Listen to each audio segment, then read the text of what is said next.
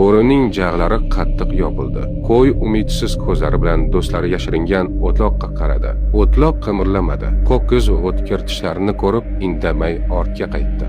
Ot qon hidini sezib soyada nafasini yutib oldi. To'ng'iz tumshug'ini loyga tiqib ovoz bermaslikka qaror qildi. U endi o'ldi deganda yon tomondan qora bir soya bo'riga borib urildi. Bu it edi, na ogohlantirmadi, na gaplashmadi. Tishlarini bo'rining burniga botirdi. Bo'ri jon tarvasasida tipirlar, tirnoqlari itning yonlarini qattiq tirnardi. It qonadi, titraydi, ammo baribir qo'yib yubormaydi.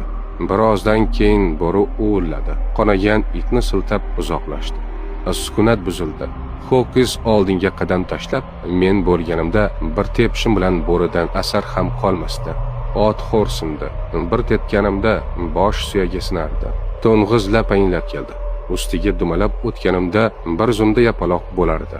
Hatto quyon ham gapga qo'shildi. Men yordam so'rashga boray deb turgandim. Bu yerda eng tez yuguradigani menman. Keyin ular soatlab o'zaro qilmagan qahramonliklar haqida bahslashdi.